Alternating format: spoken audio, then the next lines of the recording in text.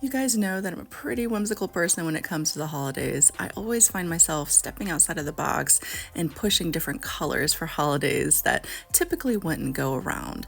But today we are keeping it traditional. So grab some alcohol inks, grab your favorite glitter, and let's wake up, prep these tumblers, and slay all day. Let's do this.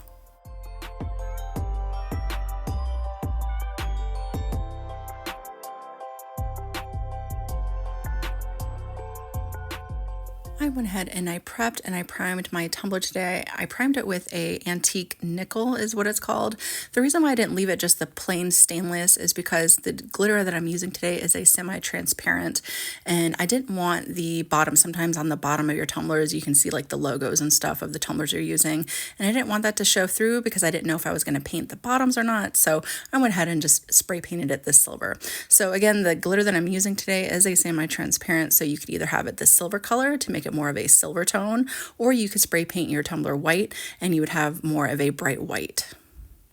And as you guys seen, I was using some glitter glue to adhere my glitter down today. So now that my glitter glue is on, I am going to go ahead and fully douse my tumbler in my glitter of my choice. So this is called Sugar, and you can purchase this glitter at socglitters.com if you would like to. So I'm just going to fully coat this tumbler. Then after that, I will go ahead and just tap off any extra glitter. And then I'm going to stick that off to the side and let that dry. And after it is dried, I'm going to go ahead and give this a good coating of epoxy. I used about 20 milliliters of epoxy to go over top of this, so that way I have a nice smooth surface for what we are about to do next. Now, after my tumbler had cured, I went ahead and left it on my turner so that way I could utilize it to be able to make my stripes. So I just went around and I looked for some brushes. I found this flat brush and I found a mini brush. You just want to use different size brushes when it comes to making this. You don't want one size brush. Now I'm going to be using alcohol inks to be able to do my stripes, but if you don't have alcohol inks on hand, go ahead and use your acrylic paints for this as well. It does not matter how you get your stripes on. However you think it should look is exactly how it should look, and that's what art is all about. You could even mix it up a little bit and do some of them alcohol inks and some of them acrylic paints to kind of give it a little bit more dimension. You could even use your acrylic markers if you have those, however you guys want to do this. But keeping with those traditional colors, I am going to be using a red, a green, and I also have an alloy gold. So I'm going to be starting off with my flat brush, and my main color I want to focus on is red. So that's what I'm going to be doing the most of. So I'm going to go ahead and make sure that it's nicely coated, or the brush bristles are nicely full of the inks, but I also want to make sure that it's not too drippy as I go. So as you can see, I just kind of scrape it off on the side just a little bit to make sure it won't drip around on me after I start applying it. Another big thing that you want to make sure is that your hand is as steady as you can get it. So basically I take my opposite hand that isn't holding the brush and I place that firmly against my table. Then I place my other hand with the brush into that hand so that way I can keep it as stable as I possibly can as I'm doing my striping. Now I'm pretty much letting this rotate about twice. That's so that way I can make sure that it has a nice full coverage after it gets around to the other side. And I'm also not going to be overly concerned if it accidentally dips off a little bit not in center of our stripe, because we will come back through at the very end and we will tidy up our lines. So don't be overly concerned too if it's not fully connecting properly on one side. So pretty much whatever you do on one side as you get going, you want to mirror it on the opposite side. So I left a little bit of a gap at the top with the red, and I'm going to do the same exact thing at the bottom. After I do my 2 red stripes, I'm going to come back through with my round brush and I'm going to do 2 green stripes. I'm going to do the same thing. I'm going to make sure my bristles are nice and full of my inks, and I'm just going to dab off just a little bit so that way it doesn't get too runny on me. And I'm going to do a stripe along the top. And again, mirroring that space that we did at the top, I'm going to do a green stripe along the bottom. Then taking the smallest brush I have, I'm going to take that alloy gold and I'm just going to be doing 2 stripes of these. So I'm going to do one right below the green. And again, keeping that spacing, I'm going to do one right above the green at the very bottom. Now that we have the top and bottom the way that we would like it, we're going to go ahead and come through with our center colors. So I'm going back to the red with my flat brush, and I'm going to find the center of my tumbler here, and I'm going to go ahead and do a full stripe right around the center. Now after I do my center stripe, I am just going to go ahead and take that brush and I'm going to widen out that stripe in the center by doing one brush stroke on each side of the middle stripe. Now after I wind that stripe in the center, I am going to do 2 more red stripes right in between the gold and the big band in the center. So I'm just going to do another red one right off to each side of that center band. Super easy, and I know you guys got this. So now, after everything's all said and done, is the time I'm going to come through and I'm going to darken up my stripes, and I'm also going to kind of straighten out any areas that might have gone a bit askew as I was putting these stripes down.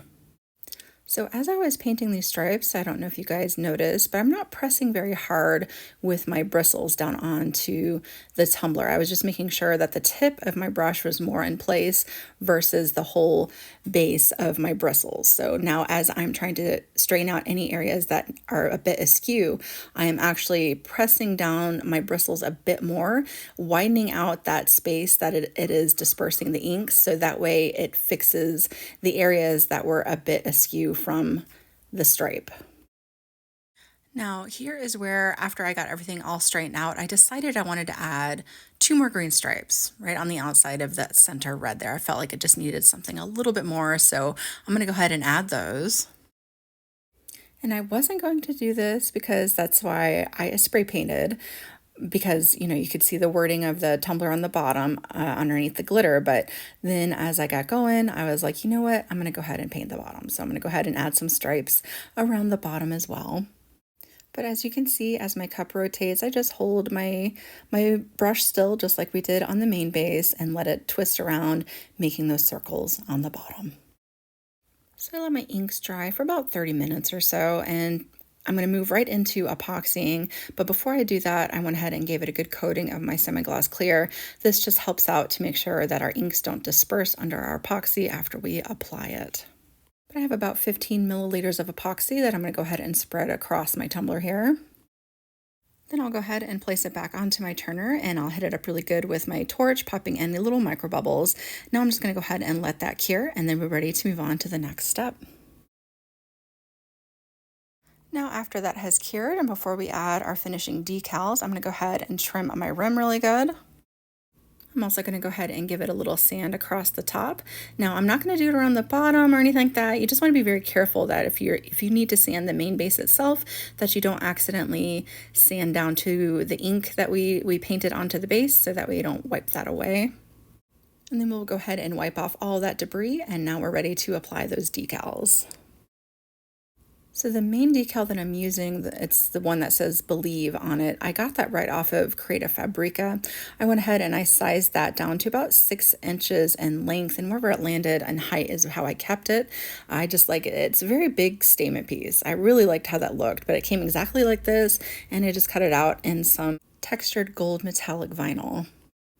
So I'm just going to go ahead and get that centered, and I'm going to get that burnished down really well. And I also took the silhouette of the same snowflakes I used in last week's tutorial, and I cut out a few of those in the same matching vinyl, and I'm just going to place some of those randomly around my tumbler as well. Now I cut those in about 1.5 inches, so it wasn't quite 2 inches, it was about 1.5 inches is what I ended up doing those in. And after I got those snowflakes placed down, I decided I wanted to add just a little bit more. So I bought a bunch of these UV-DTF decals right off of Amazon, and I just want to come through and I'm going to just take out all the poinsettias. So I kind of wanted it matching, so you could take out all the birds or the bells or however you guys want to do it, the bird houses, the little snowman. There was all kinds of really cute stuff on here, but I decided just to choose all the poinsettias. So again, these are just UV DTFs, and basically you want to peel away the decal or the image from its backing. You want to place the sticky side down right onto the area that you want there. Now, there's no wiggle room for these, okay? I know I've mentioned this before. There's no wiggle room for these, so once it's down, it's down. You can't pick it back up. But I'm going to place it right over the vinyl and everything, and you couldn't even see that I was placing it down over vinyl, it came out very smoothly. So I'm just going to burnish that down, and then I'm going to remove the plastic transfer tape from the front side of the image here. And all you're left with is the image itself. And now I'm just going to repeat that process around the whole tumbler. I'm pretty much just taking these decals and I'm placing them one at the top of the quote there and one at the bottom of the quote. And then I'm also going to take some and put one flower on almost kind of over top of each snowflake that we did around the back as well. So I'm not gonna lie, I was a little bit nervous to add these flowers on at first because I liked the way it looked just without the flowers, you know, but I really like the way that these flowers kind of round out that traditional feeling. It makes it feel more antique and more traditional, and I'm really happy that I decided to add them to it. All right, we got our decals on. She is good. And now we're going to be applying some of our finishing coats of epoxy here. But before we apply this coat of epoxy, we went ahead and we need to spray it with some clear sealer spray. So that way our epoxy doesn't wick away off of the decals themselves. From what I understand, the epoxy will want to wick away off of them because they are pretty slick and shiny. So into my epoxy, I decided I wanted to add just a little bit more glitter. So I got some SOC sparkle dust and champagne. I'm going to go ahead and put that down into my epoxy. Then I'll go ahead and get that stirred up and I'll get that applied over top of my tumbler.